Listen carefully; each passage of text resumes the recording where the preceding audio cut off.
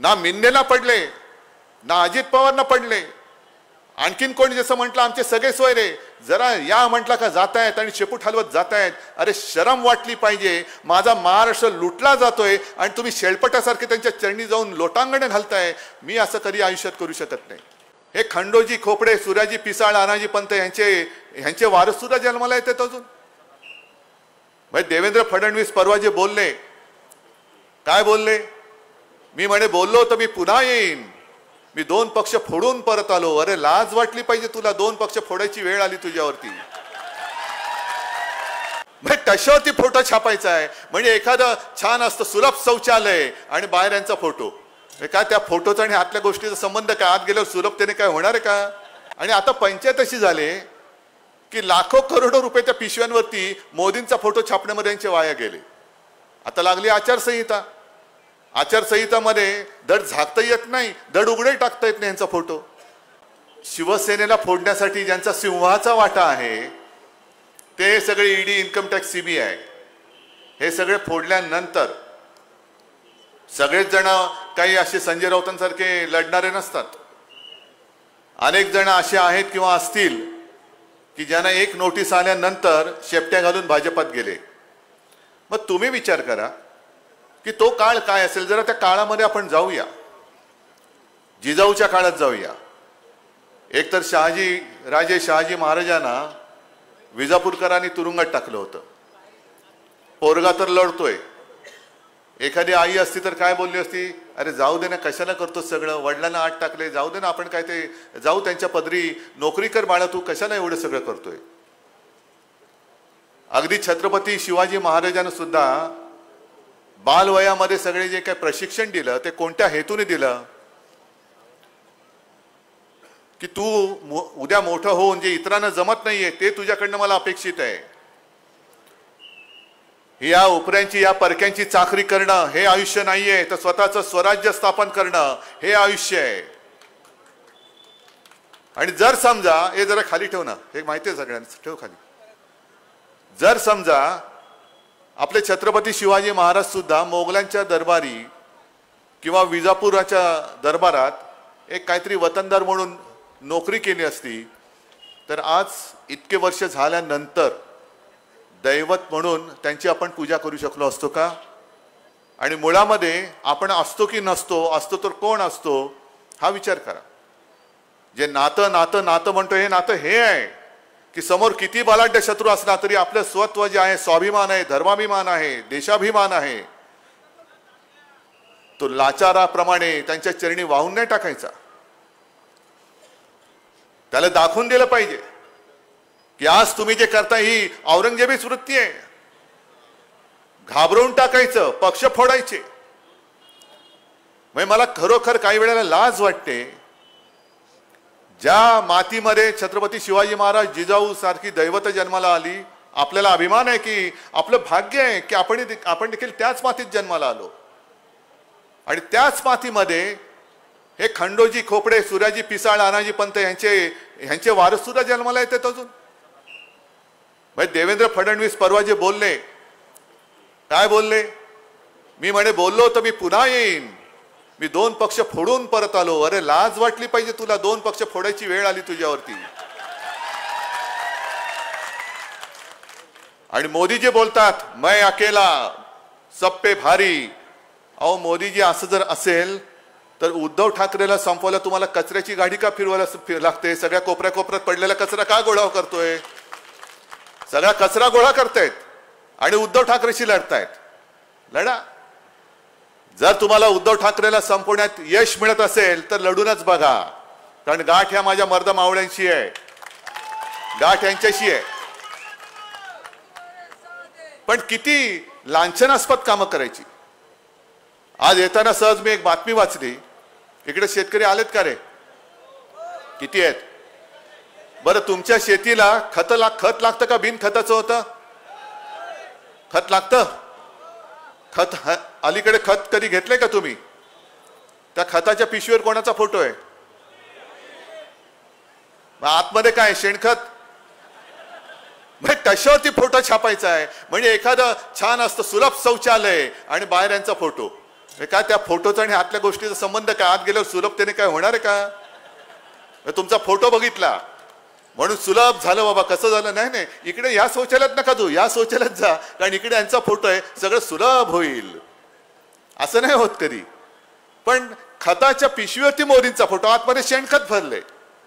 आणि आता पंचायत अशी झाले की लाखो करोडो रुपये त्या पिशव्यांवरती मोदींचा फोटो छापण्यामध्ये यांचे वाया गेले. आता लागली आचारसंहिता. आचारसंहितामध्ये धड झाकता येत नाही, धड उघडे टाकता येत नाही यांचा फोटो. मग करायचं काय या खताचं? म्हणजे आज जेव्हा आता झाला हा एप्रिल मे सुरू होईल, खतांची गरज लागेल, मग हे मोदी खत तुम्ही घेणार कसं? पण एका गोष्टीचं मला एक वाटतं की खतावरती मोदींचा फोटो का टाकला? कारण त्यांना असं वाटतं शेवटी औरंगजेबच, आणि औरंगजेबच म्हणालेला होता आपल्या महाराष्ट्रातल्या छत्रपती शिवरायांच्या मावळ्यांबद्दल. कारण छत्रपती शिवाजी महाराजांच्या सेनेत 18 पगड जाती जमातीचे सगळे मराठी माणसं मराठे म्हणायचे त्यांना. कोणी म्हणजे सगळेच होते. आणि औरंगजेब बोलला होता, कारण संभाजी महाराजांनंतर जवळपास 26 वर्ष हे स्वराज्य संपवण्यासाठी औरंगजेब आग्रा सोडून आपल्या राज्यात येऊन बसला. नाही संपवता आलं. लढत लढत शेवटी औरंगजेब मेला. पण अजूनही भगवा तसाच कायम फडकतोय.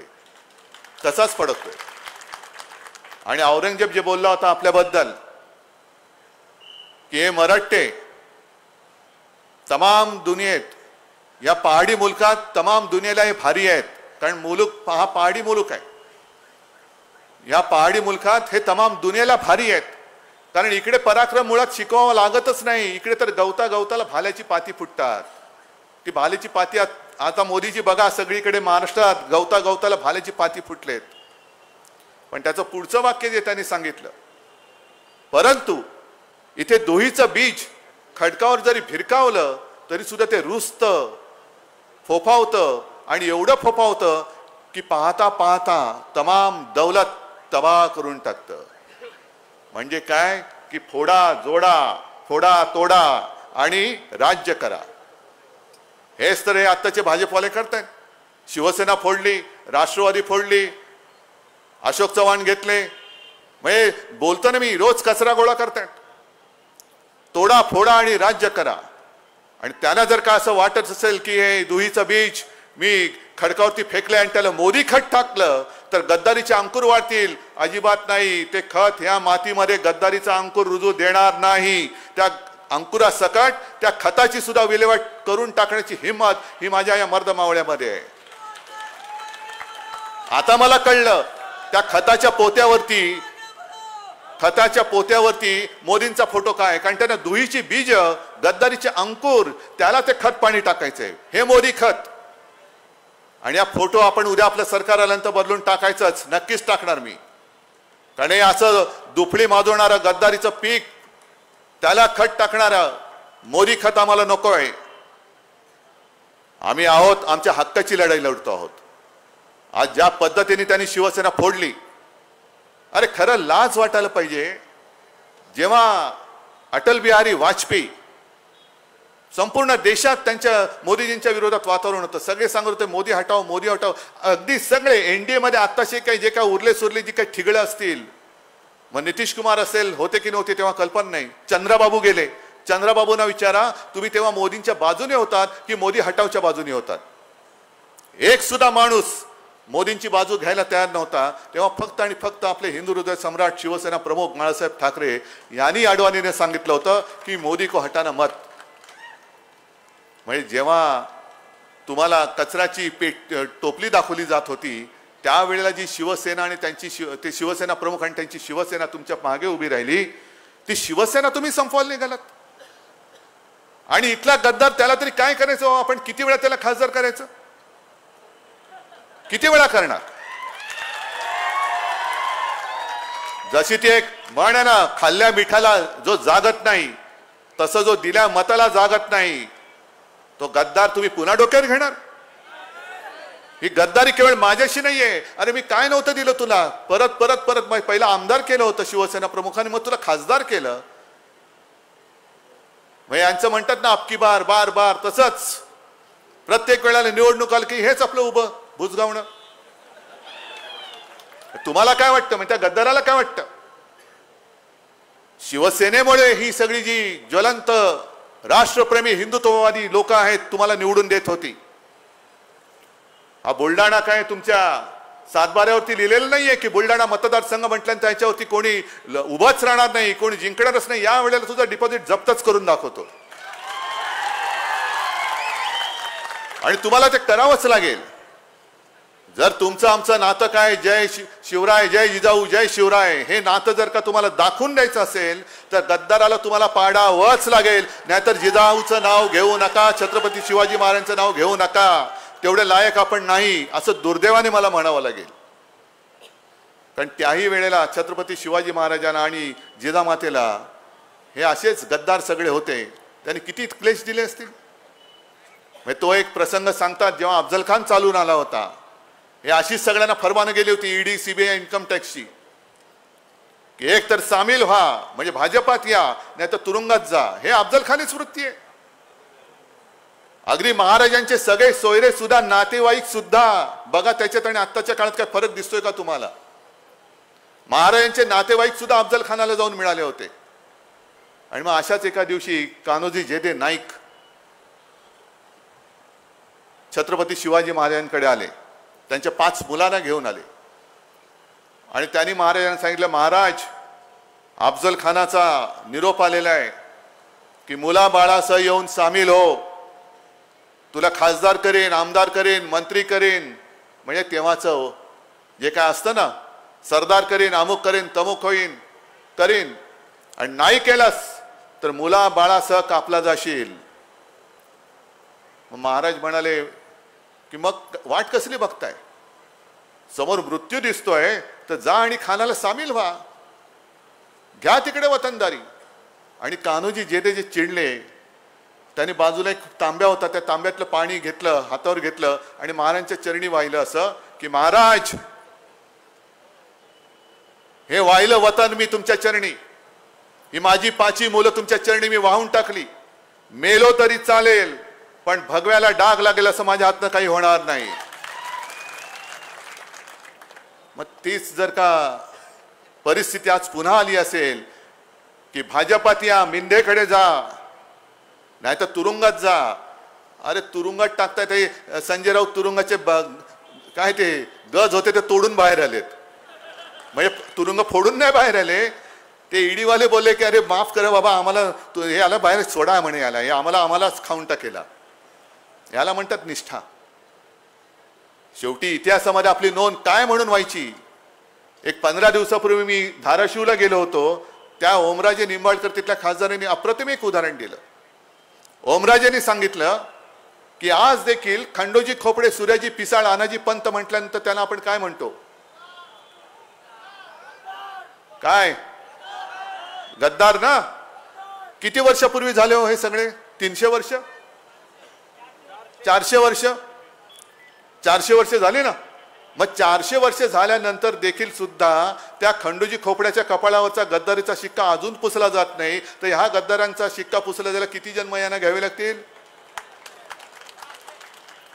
आणि दुसरा पण इकडे बसलात ना नितीन देशमुख, नेला होता यांना उचलून, काय काय त्यांचा छळ केला होता ते त्यांच्याच तोंडून नितीन एकदा तुम्ही सभेत सांगा. कशी इंजेक्शन दिली होती, कशी म्हणजे जोर जबरदस्तीने घेऊन गेले होते. पण त्यांनी सांगितलं मला मारलं तरी चालेल, नाही तर मी तुम्हाला मारेन, पण मला नेऊन सोडा, मी तुमच्याबरोबर येत नाही. मारेन नाहीतर मरेन. कशासाठी जगायचं? म्हणून शिवसेना प्रमुख जे सांगायचे की अरे 100 दिवस शेळी होऊन जगण्यापेक्षा एकच दिवस वाघाचं जीणं जगा, एकच दिवस. आणि मला खात्री आहे की हा महाराष्ट्राचा जो वाघ आहे, म्हणजे तुम्ही त्या वाघाच्या एका डरकाळीनी, या आता संजय राऊत तुम्ही सांगितलं ना, त्या दाऊदच्या बाजूला जन्माला आलेल्या शेळ्या त्या शेपूट हलवत परत गेल्याशिवाय राहणार नाही. संताप कुठे होतोय? का लढतोय उद्धव ठाकरे? माझं मुख्यमंत्रीपद खेचलं म्हणून नाही, तर आज ज्या पद्धतीने महाराष्ट्र लुटला जातोय, ओरबाडला जातोय, म्हणजे जसं छत्रपती शिवाजी महाराजांनी तेव्हा इंग्रजांची वखार सुरतेमध्ये जाऊन लुटली होती, आज हे सुरतेच्या माध्यमातून सुरतवाले माझा महाराष्ट्र, छत्रपतींचा महाराष्ट्र लुटतात. कोणालाच काही पडलेलं नाहीये. ना मिंदेना पडले, ना अजित पवारना पडले. आणखीन कोणी जसं म्हटलं आमचे सगळे सोयरे जरा या म्हटलं का जातायत आणि शेपूट हलवत जातायत. अरे शरम वाटली पाहिजे. माझा महाराष्ट्र लुटला जातोय आणि तुम्ही शेळपटासारखे त्यांच्या चरणी जाऊन लोटांगणे घालताय. मी असं कधी आयुष्यात करू शकत नाही. मी नाही करू शकत.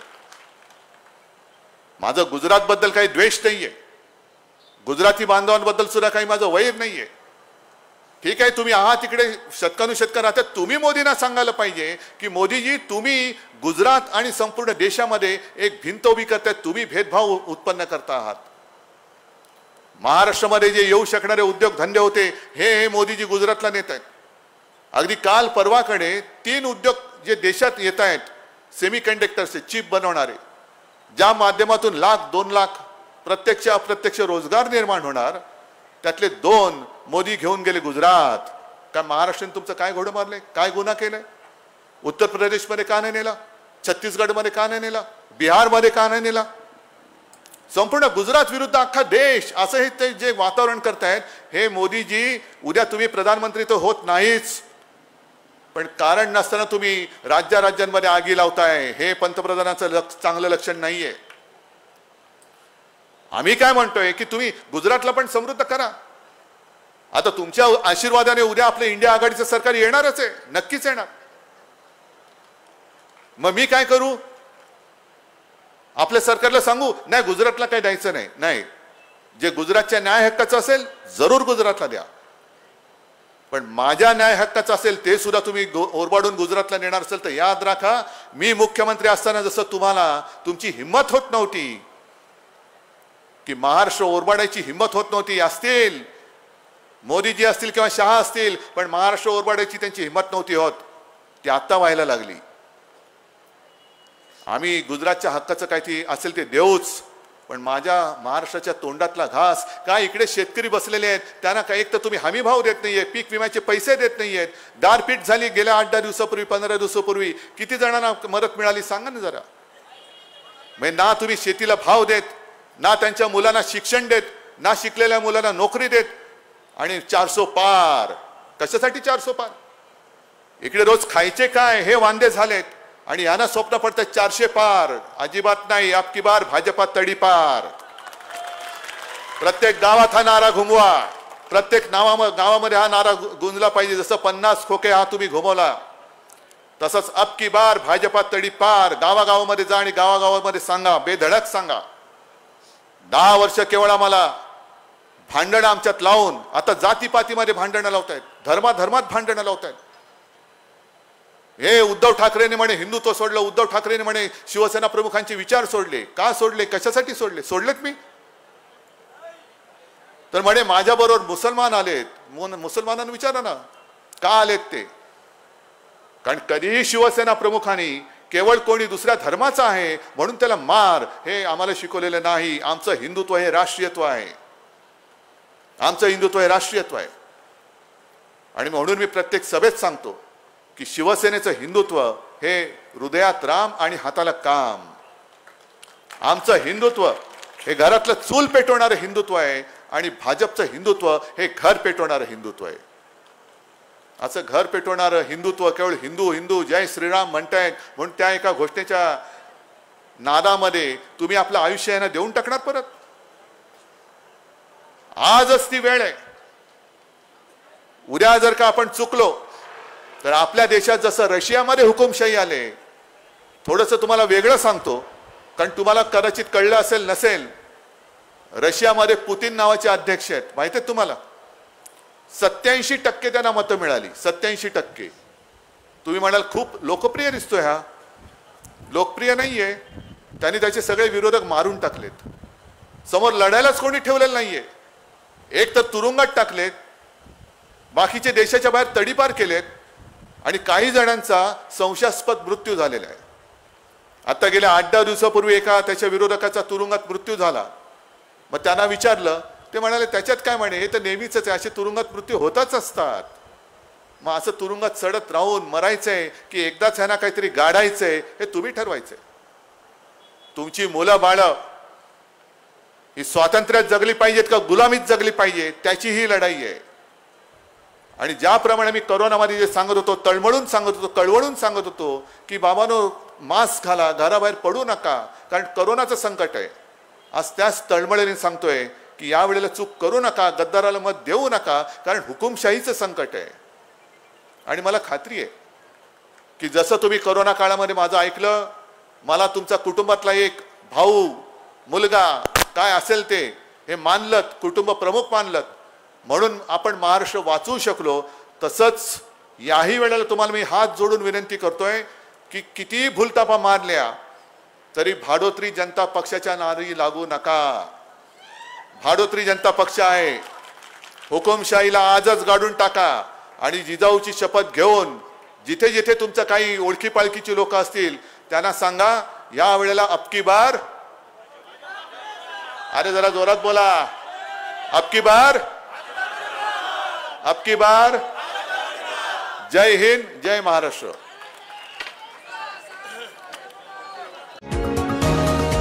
तुम्ही पाहत आहात विस्टा न्यूज मराठी.